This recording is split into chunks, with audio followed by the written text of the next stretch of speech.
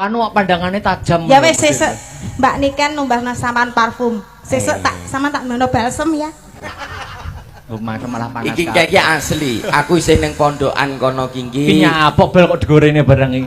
Mau peniti-peniti iki jan, Pak. Ning pondokan kono kiki ujug-ujug mak klunting HP ku muni. Sopo iki? Lah kok saka Dik Niken, Mbak. Iya. Tak buka. Mbak Enggar jumeneng. Sik ta. Sepati. Ora iso. Diwaca sik WA-ne. Sepati. Mas, eneng opo, Nduk? Tang tang tang. Sepoting kosik ya. Manut kene lho. Tuntak tong. Ya. Ayo sepati. Mas, kintun salam kagem Mas Akbar. Oke. Ngono. Kowe le salam ciye. Lambemu ya tukang pentol. Yo.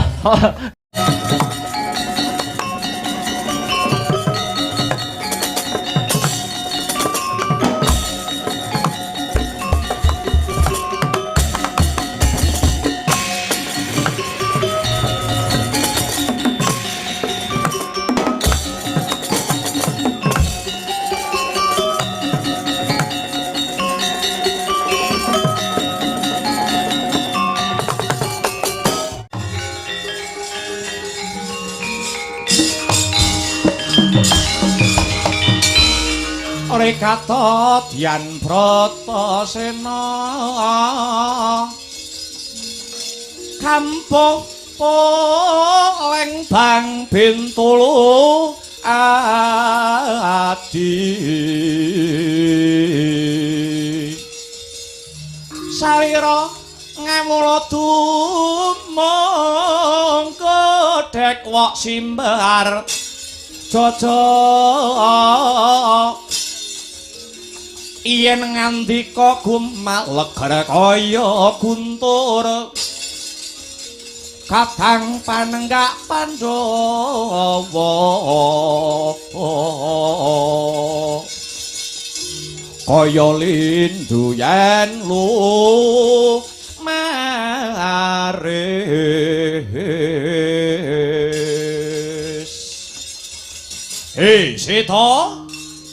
Seta Buminjaya. Nun inggih wonten dawuh paman Patih Kincakarapa amiji kula pun Seta Buminjaya.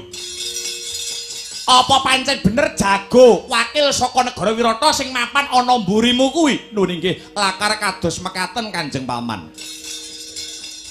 Sapa jenenge Seta?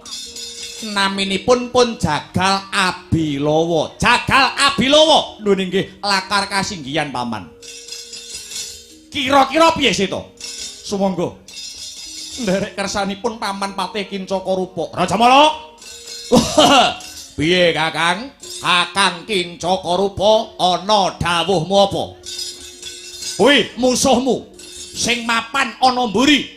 Jenenge Jagal Bilawa, wonge gagah, wonge gedhe dhuwur. Aku ora wedi, Kakang. Tak kemahe balunge. Aja ta mung Jagal Abilawa dewa mudhun nggawa gaman bledhek, Rajamala ora bakal gigrek wuluku slombo.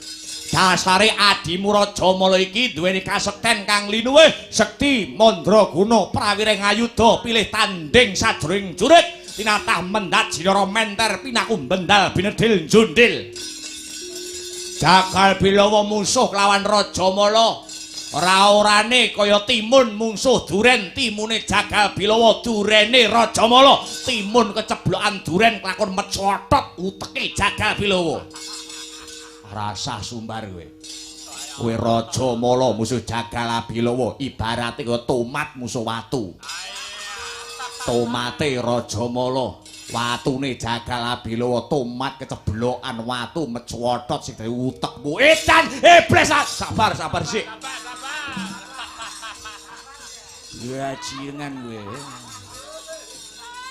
Manas-manasi kowe aja mancing-mancing Jagal Abilawa. Ora. Dina sak mengko mara gage. Gatekno Seta. Tontonan adon-adon jago manungsa iki kiblat 45 pancer wis padha nyekseni kaya ngapa to gayenge kaya ngapa to regenge kaya ngapa to ramene pamflet wis dipasang. Ngono iki. banjirilah nggih nggih wujude adon-adon jago menungso kang mapan ana ing blabar kawat janget cinencang alun-alun negara Wirata nggih mula iki yen ora ditotoi kurang gayeng totoanipun menapa 100 yuta wantun 100 miliar wantun 100 triliun wantun dipolke pisan bur manuk menika maknanipun kados pundi tegesipun bur manuk kuwi nalikane jagone wong Wirata sapa jenenge mau Jagal Abilawa lah Jagal Abilawa yen to Jagal Abilawa iki mengko mati ana ing blabar kawajangan cenencang bapakmu Matsapati kudu lunga ngadeg tanpa nggawa bondo apa wae saka negara Wirata nanging kasa baline yen to jagoku si Rajamala Kanjeng Kelang pandane Rajamala sing mati ora mung bumi kepatihan kuluku tak udhoke kanggo Prabu Matsapati piye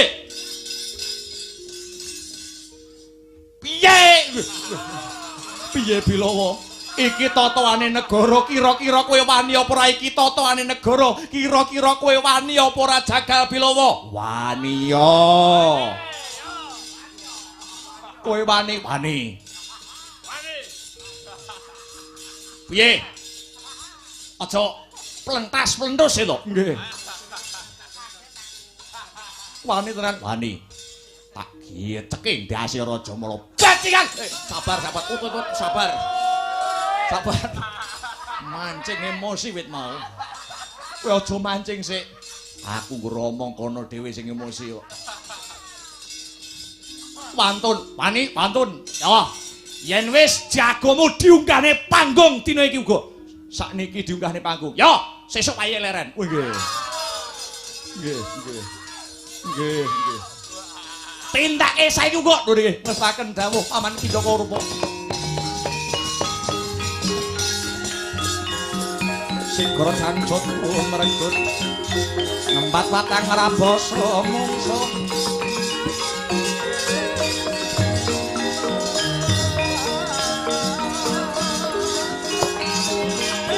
tanggap cocok antaran bahu sayeni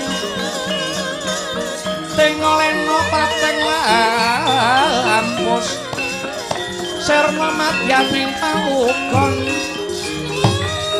ong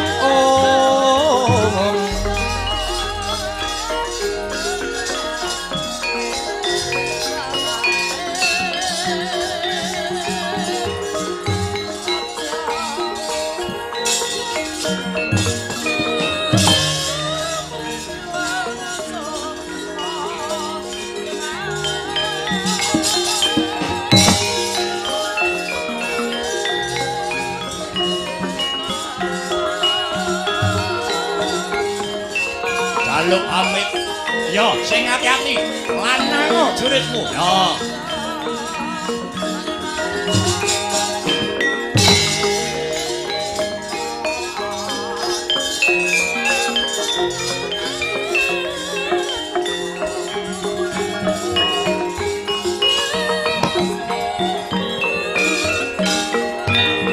piye Mbah kira-kira jagoku menang apa ora menang kemawon ula dukune Rajamala Pak. Ya.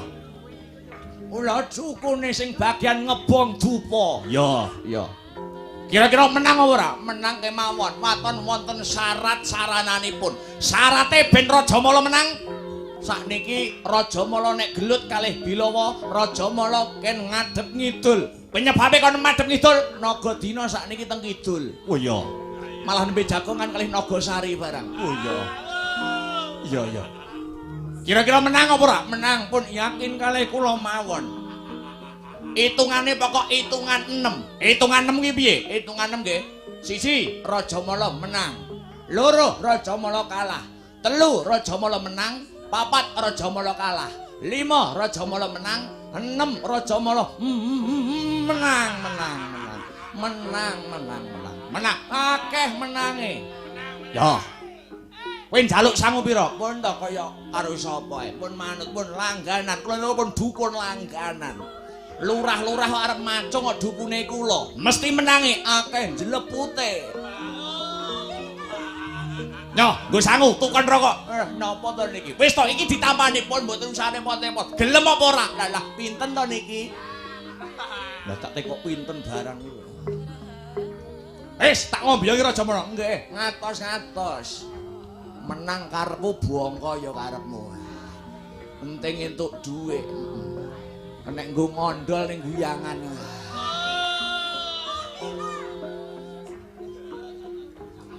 Ayo. Nih, Pilawa. Wiwit sore gare wong emosi. Munggah panggung le. Munggah panggung blabar kawajang cinencang. Aku ora bakal wedi karo diapurmu. Kowe arep nganggo dukun. Aku ora wedi.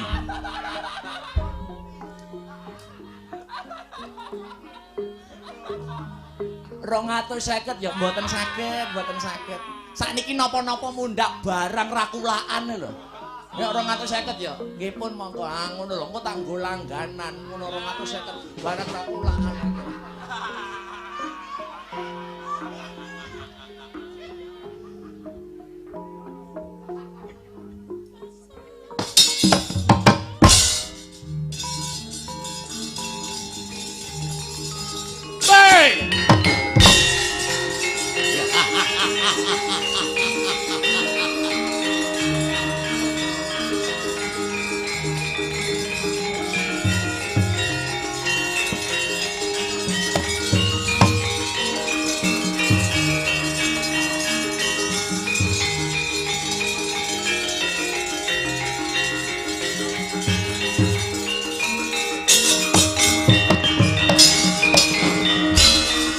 Ridho mawur mangawawur wurahan pengarane ngajurit gong maguru kongso tata kaya butula war pangri ing turangga hesti menyemang dwaja kang kekitir ora kata ingkang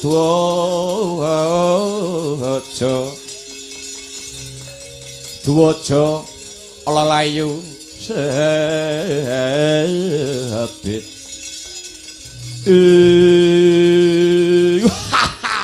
akal pilo Mara Dyaki mumpung sego durung dadi bubur kowe njaluk ngapura karo aku Raja Mala kowe tanding karo aku padha karo soroh nyawa jalaran Raja Mala wong digdaya wong prawira jayeng palagan eman-eman kowe isih nom eman-eman kowe isih muda tumaruna isih dawa cangkahmu kowe nanding aku ora gondro sepira mumpung isih kena dipitung kanthi bener becik kowe ngaku kalah musuh Raja Mala gek kowe mulya tak sangoni pira butuhmu mula rasa ndatak kesuwen kowe bali merga ana paribasan jangkemmu menengo sik ana blabar kawajang cilencang dudu papane wong nyang-nyangan anane wani apa ora urip apa mati mula kang saka iku jagal abilawa ora bakal gigrik ulune slombo mungsuh tanding lawan diapuramu yen ngono kowe wani karo aku sing tak wedeni apamu cacing wae didak molet apa meneh jalma manungsa edan-edanan opat kabeh kaya buntute ora tapangin kekejero kaya manuk branjangan ngemping lorong genjah pati marangi tatal grajiawu lakon geget siung pengapit bialiaran kowe gianjur pecah dasmu kowe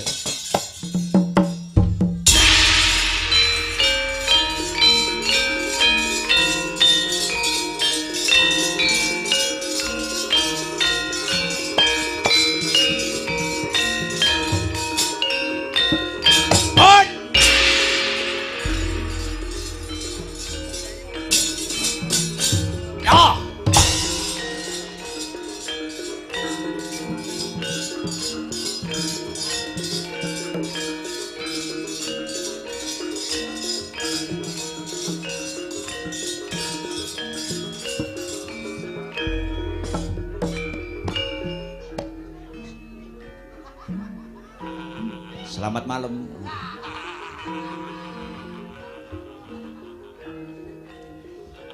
Hey! Weh! Wah!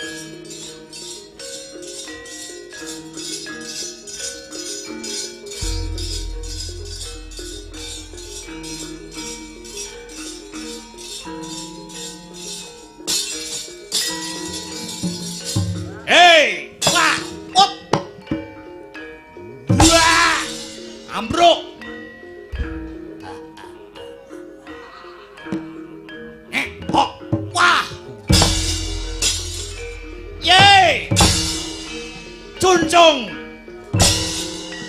Hei ya. Lo, weh. Weh.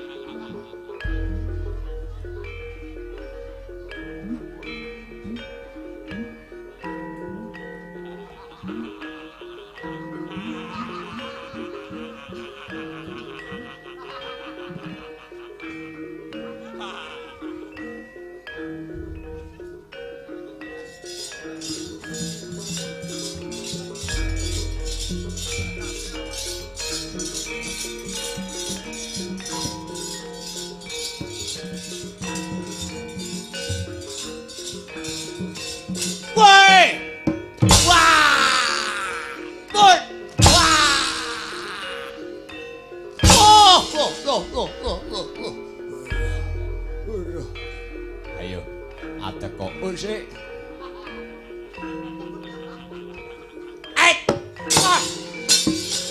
Ya, buat. Buat as. To. Wah. Woi, waya. Bet. Bet, woi. Woi.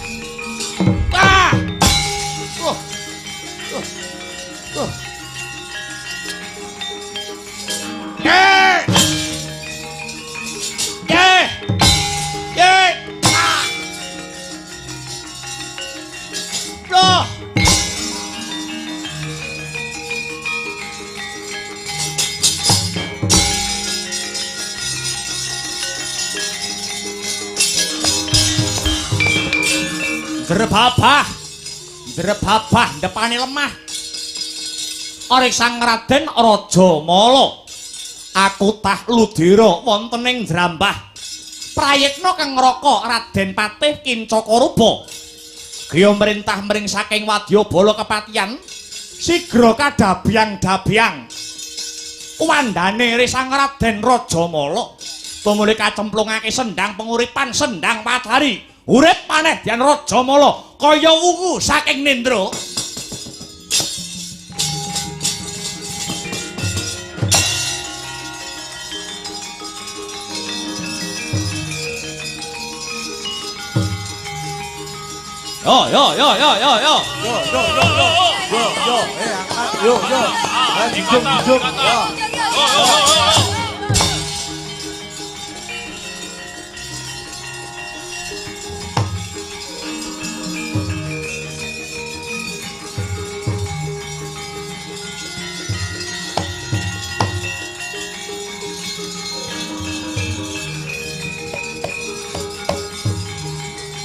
Yo.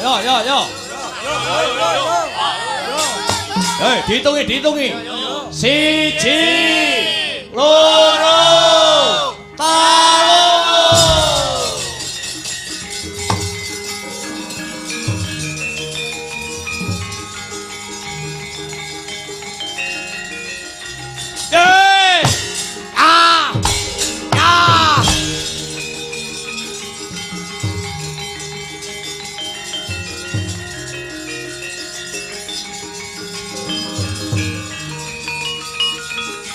Ayo pupuk goto ilang nyawamu Bilowo.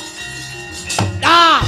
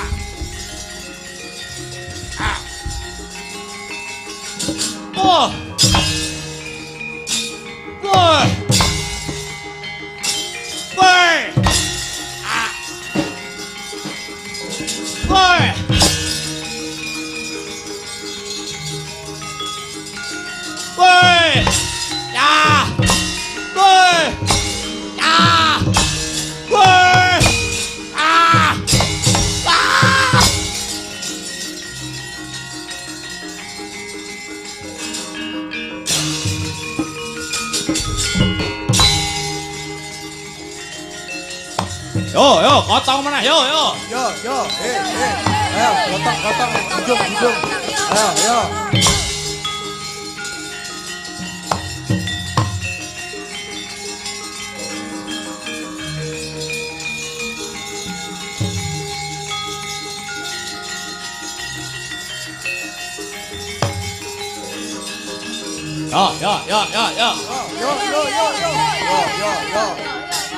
Yo, hitungi 1, 2,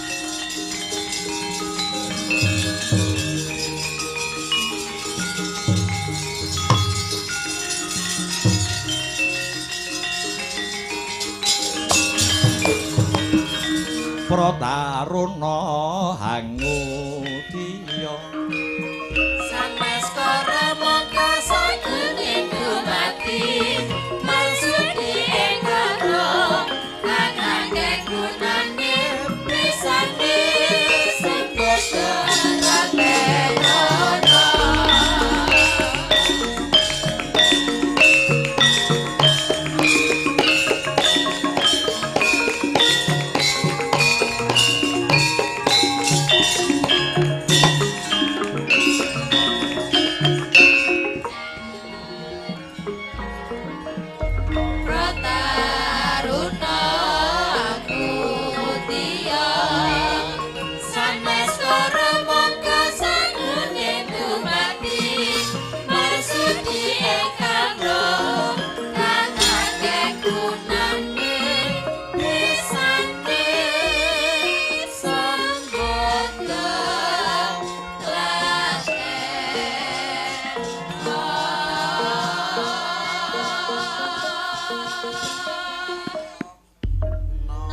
ana apa Kyai Semar Badranaya metuki marang panjenengan ingsun Kedi Wrehatnala.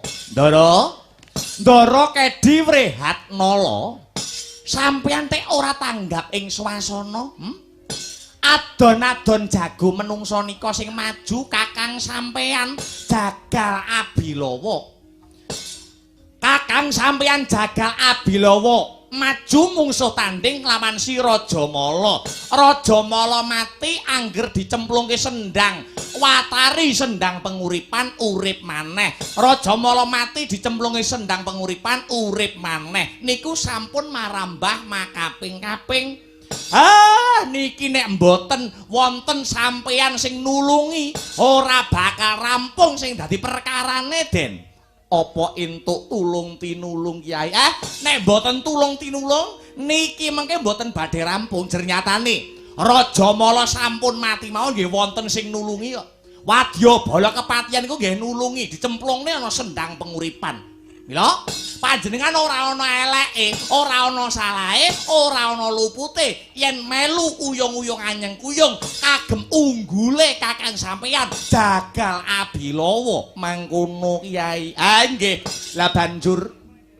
Lah banjur carane Kedi Wrehatnala anggone bebantu marang Kakang Jagal Abilawa nganggo cara sing kepiye, nganggo srana sing kepiye. Ngaten nggih, Gus. Sampeyan dhisik tau duweni pusaka peparing saking Bathara Brahma utawi Bathara Brahma sing jenenge Panah Kyai Brahma Warastra. Panah Kyai Brahma Warastra. Nggih, niku gunane nggih sakniki. Panah Kyai Brahma Warastra sampeyan lepasne sampeyan ener wonten ing sendang penguripan sendang watari. Ing mriku mangke sendang watari sendang penguripan bakale aber.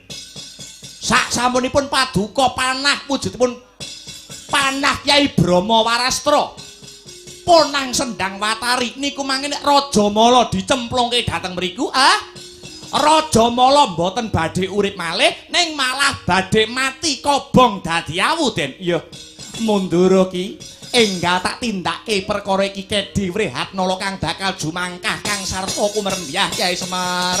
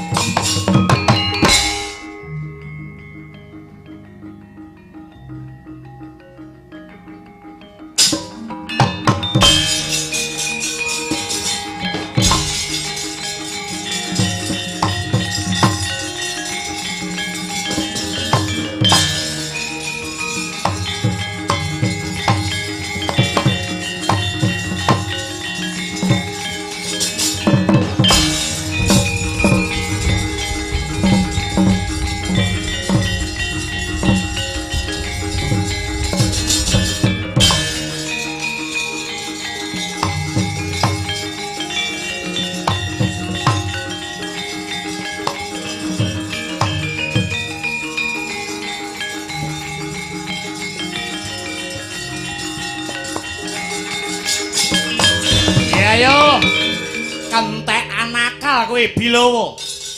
Nalarmu entek kowe Jagal Abilawa, kowe bingung kowe arep nandingi Rajamala. Aku angger kok pateni Rajamala iso urip meneh. Aku angger kok pateni Rajamala iso urip meneh. Ayo ngejak pirang dina ladeni.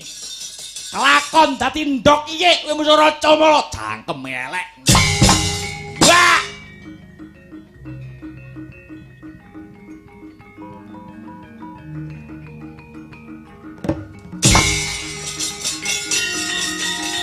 Ayo ngadeg koneh.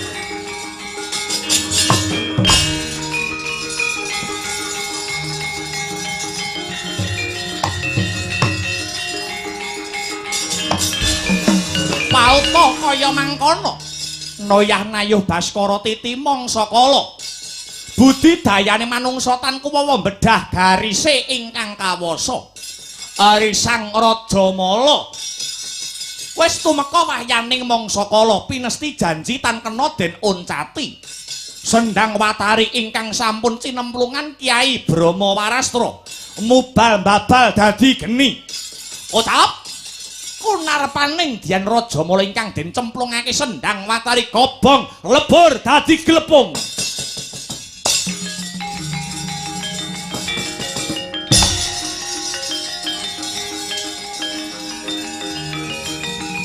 Ayo. Yo. Gotong-gotongnya junjung ah. Yo.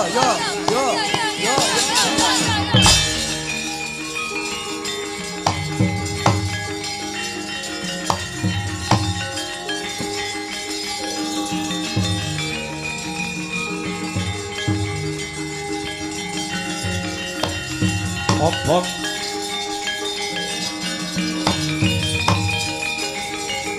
Yo.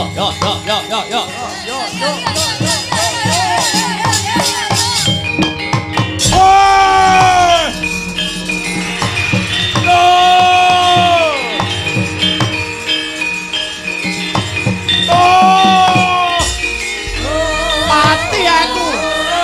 Panas yo.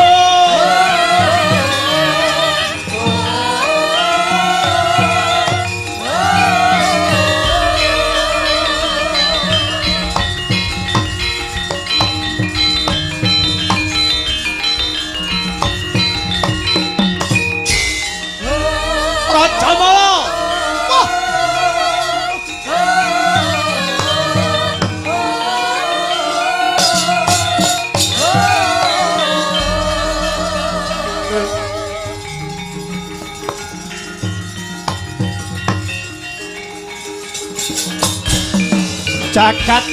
Jagat Dewa Bathara ya jagat Pramudita. Adikku Yayi Rajamala. Adikku sing mbake tak tresnani lah kok kowe malah gugur lebur ana madyaning Sendhang Watari. Jagala Bilawa. Jagone mati botohe pelani. Oh!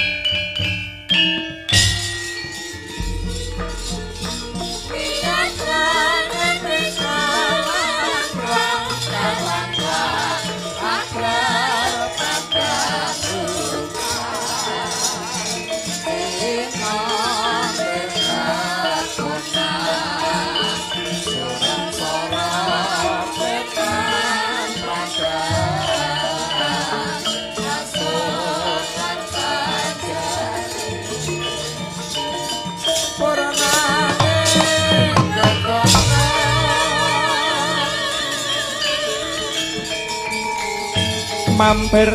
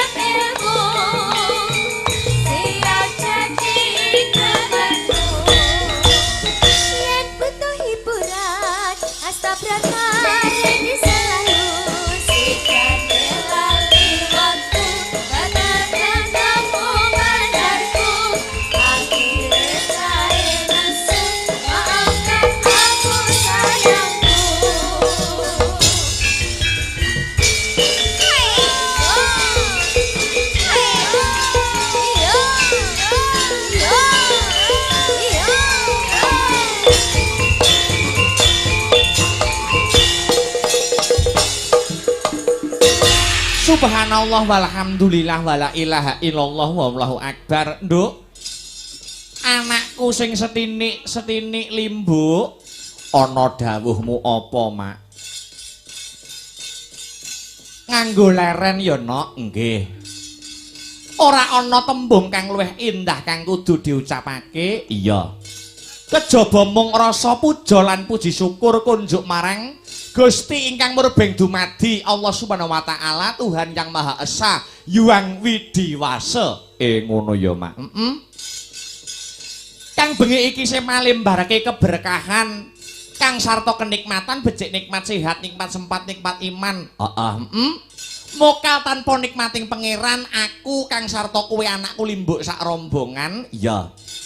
Bengi iki bisa manunggal kang sarta tetunggalan ana ing adicara bengi iki no. Oh ngono ya, Mak.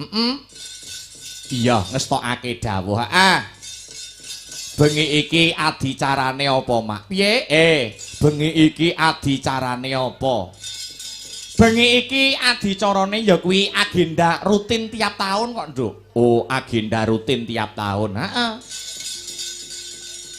Ya kuwi adicarane tidak lain dan tidak bukan ya kuwi nyadran utawa sedekah bumi utawa bersih dusun. Ngono. Bersih dusun. Sing gelar ya kuwi pepunden-pepunden kula, para warga gong masyarakat ingkang lenggah mapan wonten ing dusun Kaliula. Oh iya, dusun Kaliula. Dusun Kaliula, Desa Peserut, Kecamatan Sukamara, Kadipaten Nganjuk. Oh ngono.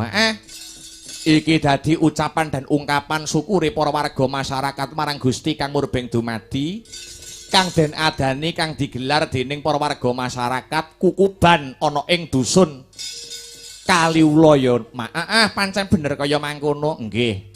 Mula awake dhewe wis sak trepe wis sak pantese. Ora ana tembung kang luwih indah kang kudu diucapake kejaba mung ngaturake panuwun ya, Mak. Pancen bener kaya mangkono, Nduk. Ngaturake panuwun ingkang tanpa pepindhan, terima kasih yang sangat banyak. Iya. Kagem seluruh para warga masyarakat ingkang lenggah mapan wonten ing dusun Kaliula. Iya. Wabil khusus, iya. Bapak Kasun no. Oh ngono. Bapak Ahmad Zaini pepundenku. Iya. Lan ngaturake panuwun ingkang tanpa upama untuk sedaya panitia. Sing wis bot repot kanggo suksese pagelaran bengi iki. Kang dipandhegani, dening ketua panitia ya kuwi Bapak Ahmad Zaini dhewe. Ngono. Uga ngaturake panuwun kang tanpa pepindhan untuk seluruh para warga masyarakat kang lenggah ana ing dusun Kaliula. Kang wis paring kapercayan kapitayan marang awake dhewe sak kanca, awake dhewe sak rombongan Sanggar Seni Astabrata dene taun iki awake dhewe nampa kapercayan meneh ketiban sampur kinen paring lipur supaya gelar kelir gantung gong mengeti adicara bersih dusun Kaliula ya, Mak. Nok, pancen kaya mangkono. Nggih. Pancene iki wis dadi agenda rutin tiap tahun, bersih dusun iki. Pancene bersih dusun kuwi tradisi tinggalane para pepunden-pepundene awake dhewe kang lenggah ana ing Nuswantara kang wajib diuri-uri. Kang wajib diurip-urip. Iya. Diuri-uri kang sarta diurip-urip awake dhewe selaku menjadi generasi penerus. Bersih dusun, nyadran, sedekah bumi dan lain sebagainya. Kuwi asli budayane wong Nuswantara. Oh ngono. Negara manca ora ana. Mula ana tetembungan budaya kuwi jati dirine bangsa. Oh ngono, Mak. Budaya kuwi jati dirine bangsa. Yen yen bangsane wis ora gelem nguri-nguri karo seni tradisi, nguri-nguri kelawan tinggalane para pepunden-pepunden contone kaya bersih dusun nyadranan sedekah bumi, maknane bangsa kuwi wis kelangan jati diri. Oh ngono ya, Mak. Lah janjane kaya bersih dusun kaya ngene iki apa nilai-nilai positif sing iso diambil dalam adicara nyadranan utawa bersih dusun. Tak rangkum ada 3 nilai positif kang ana jerone adicara bersih dusun kok. Nduk, oh ngono. Apa wae? Siji ya kuwi nilai syukuran. Oh syukuran. Angka loro ya kuwi sedekawan.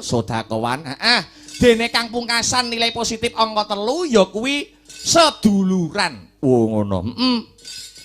Nilai positif angka 1 mau syukuran. Oh ngono.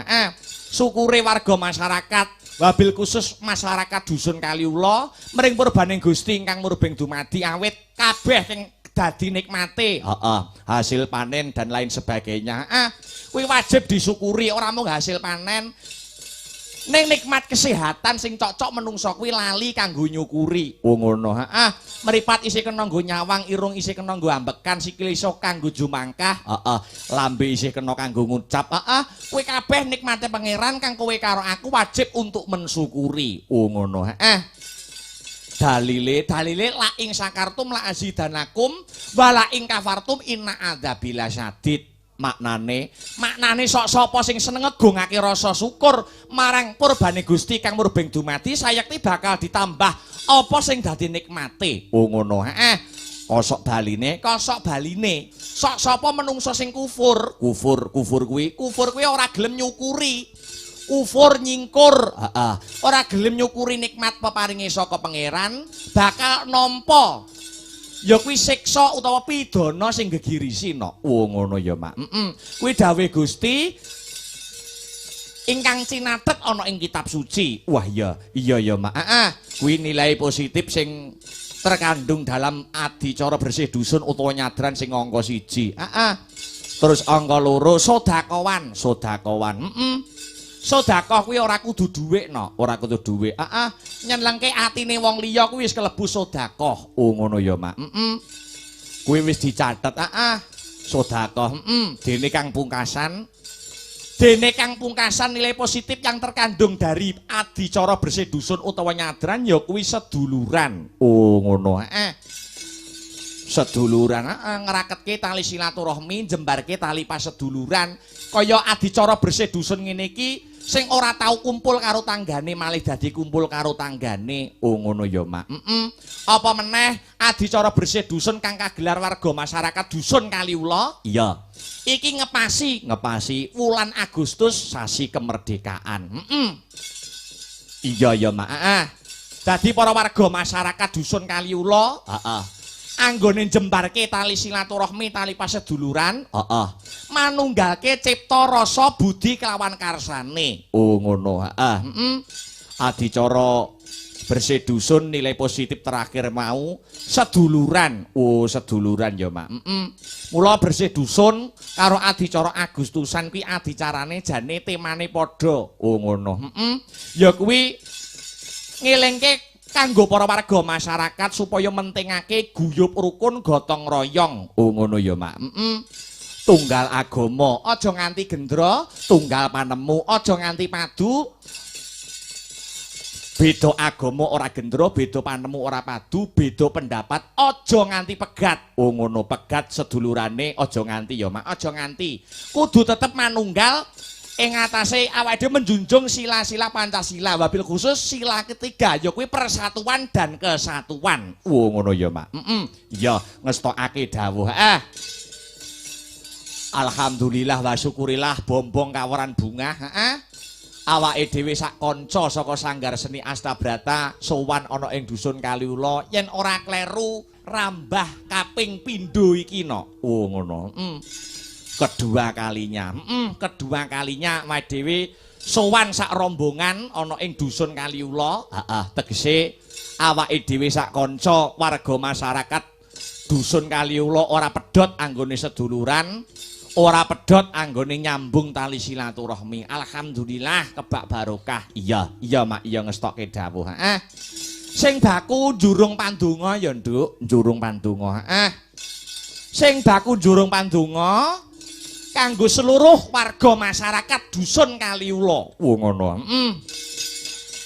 Dongane biyung, dongaku banyu mili. Ya, muga-muga sak rampunge seluruh rangkaian adicara bersih dusun kang kagelar dening para warga gong kang lenggah mapan ana ing dusun Kaliula. Heeh. Dusun Kaliula dadi dusun sing baldatun thayyibatun warapun gofur, gemah ripah lo jinawi karta tata raharja, murah sandang kelawan pangan, cina ketok ing kamulyan, tinebihna saka bencana alam. Amin amin Allahumma amin amin ya rabbal alamin. Hasbuna Allah wa ni'mal wakil. Ni'mal maula wa ni'man nasir. Wala haula wala quwata illa billahil aliyyil azim. Gusti Allah sesembahanku ingkang tulung marang aku. Ora ana kaya linaku kejaba saking omong kapok aku.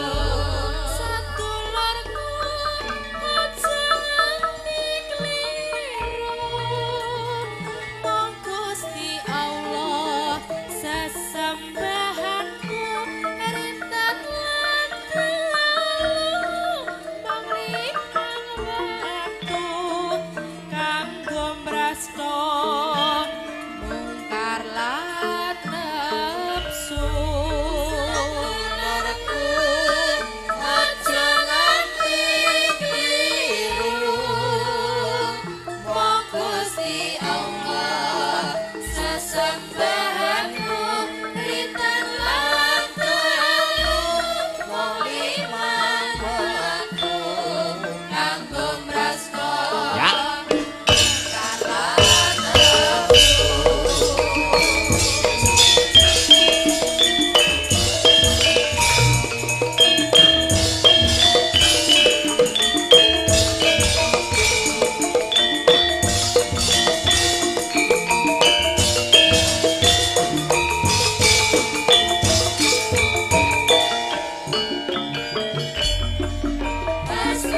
Hasbunallah wa ni'mal wakil. Ni'mal maula wa ni'man nasir. Wala haula wala quwata illa billahil aliyyil azim. Gusti Allah sesembahanku ingkang tulung marang aku. Ora ana daya linaku kejaba saking omong kapok aku. Sedulurku aja nganti kliru, mong Gusti Allah sesembahanmu rintan lan dalu, mong limang waktu kanggo mrasta mungkar lan nafsu. Sedulurku aja nganti kliru, mong Gusti Allah sesembahanku rintan lan dalu, mong limang waktu kanggo mrasta mungkar lan nafsu.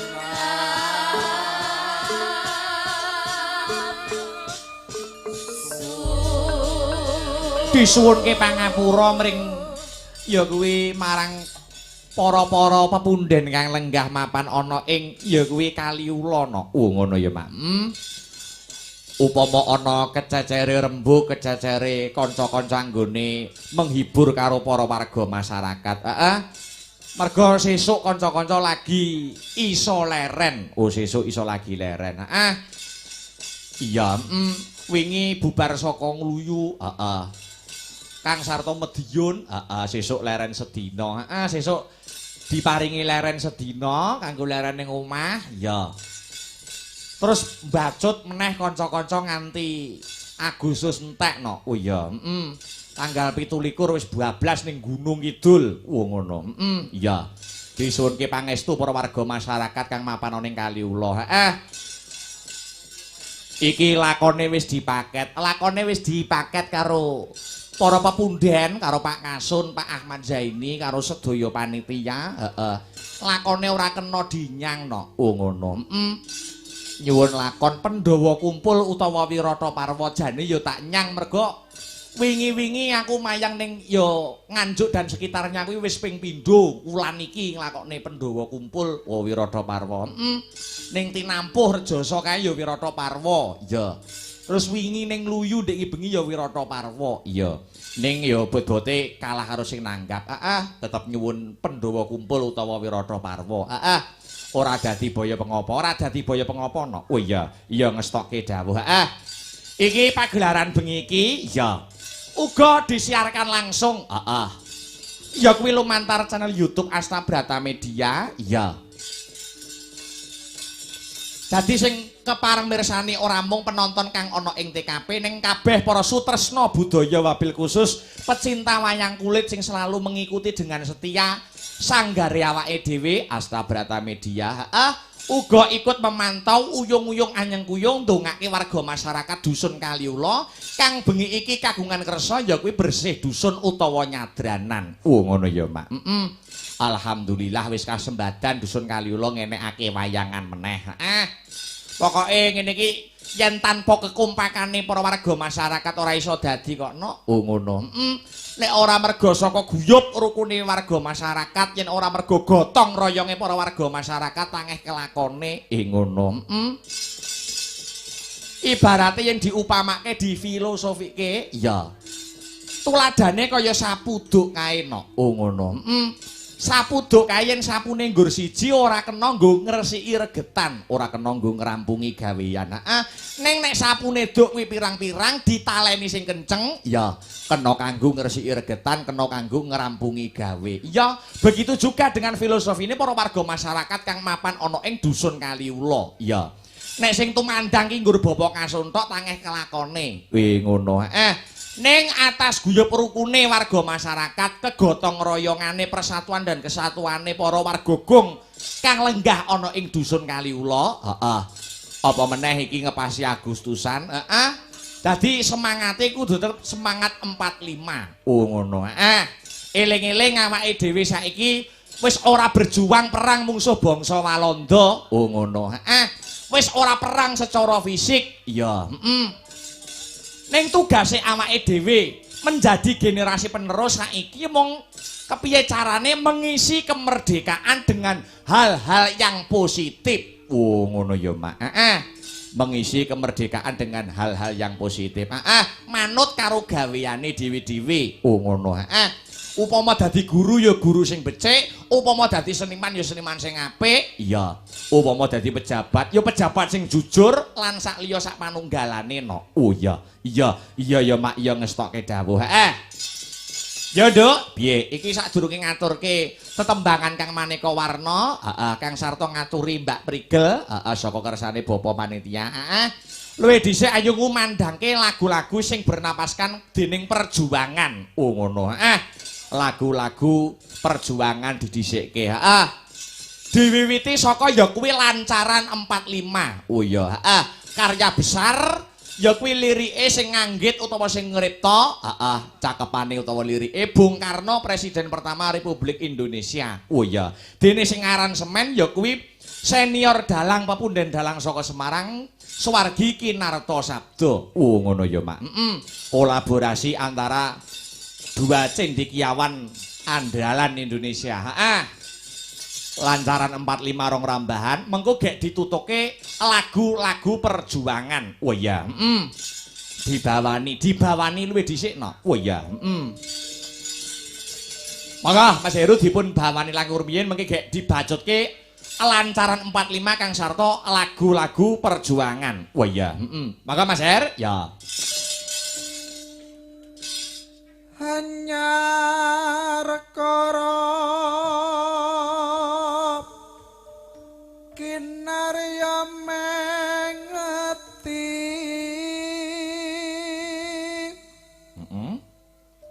tanggap warsa wiyasana goro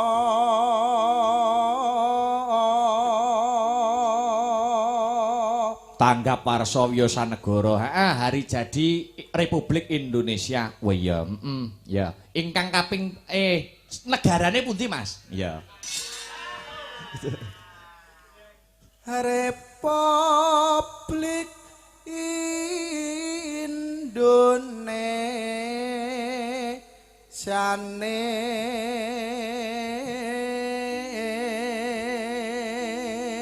Negara Kesatuan Republik Indonesia. Hari jadi ingkang kaping pinten? Wos wolong dasa taun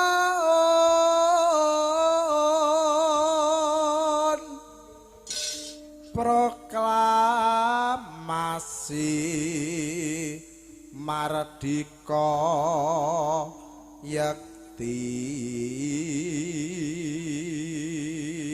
Proklamasi Mardika Yekti. Bapak proklamatore dening Soekarno Hatta pahlawan pinunjul.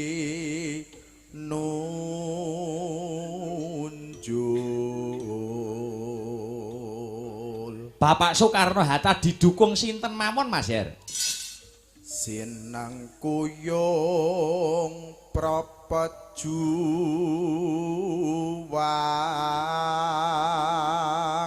sumpahe para pejuang Harila bondo Harila donya Antarpati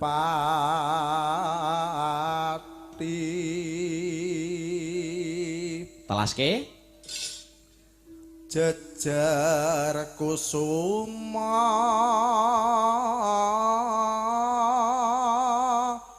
bangsa ya ya gek dibacotke lancaran 45 ya rong rembahan gek di bablaske lagu-lagu perjuangan kanggo ngobar ya kuwi jiwa nasionalisme Kang Sarto jiwa patriotiki warga masyarakat dusun Kaliulo. Wah iya maka buka saking tenor Mas ya yuk dados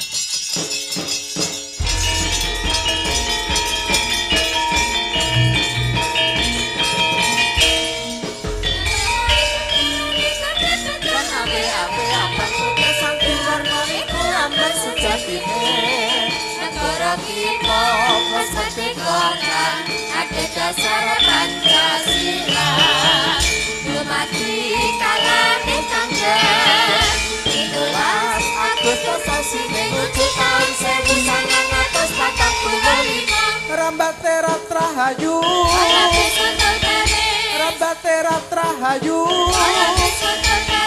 Sumanda bareng maju ninggal tekad rahayu Merdeka, merdeka, merdeka Bumi kelahiranku Merdeka, merdeka, merdeka Bos tetap merdeka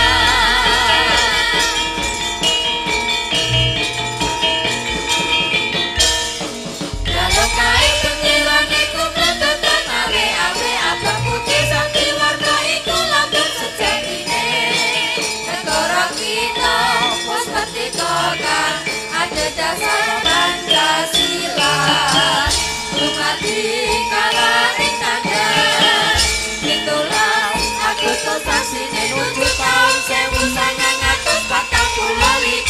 Rambate ratrahayu Melukis kontol garis Rambate ratrahayu Melukis kontol garis Sumanda bareng maju Tunggal tekad rahayu Merdeka, merdeka, merdeka Bumi kelahiranku Merdeka, merdeka, merdeka Lanjut lagu-lagu perjuangan. Oh iya.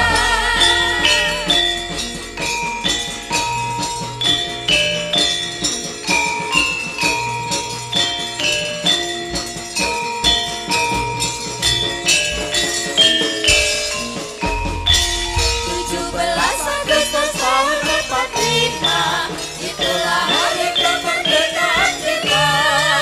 Hari merdeka, nusa dan bangsa. Hari lahirnya bangsa Indonesia. Merdeka, sekali merdeka tetap merdeka. Selama rakyat masih dikandung badan. Kita tetap setia mempertahankan Indonesia. Kita tetap setia membela negara kita.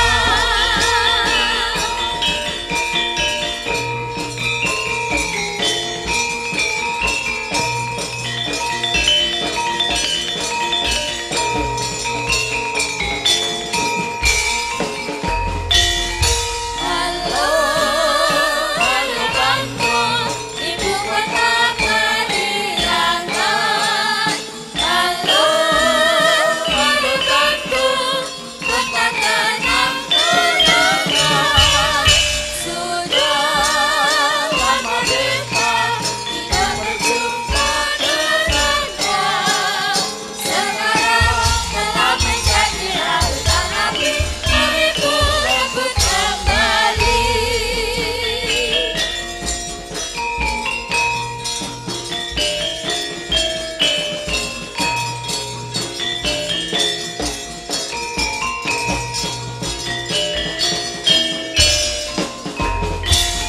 Dari Sabang sampai Merauke, berjajar pulau-pulau, sambungan kampung menjadi satu.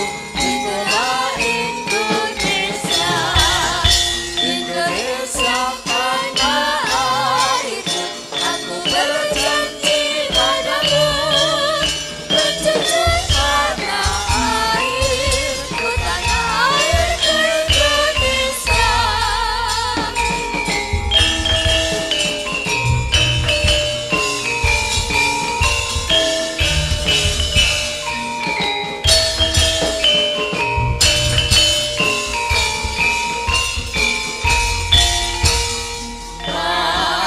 Kita gentar membela yang benar. Kita gentar hati-hati serang. Maju serentak mengusir penyerang. Maju serentak tentu kita menang. Bergerak serempak menerkam menerjang terjang tak gentar menyerang majulah majulah menang.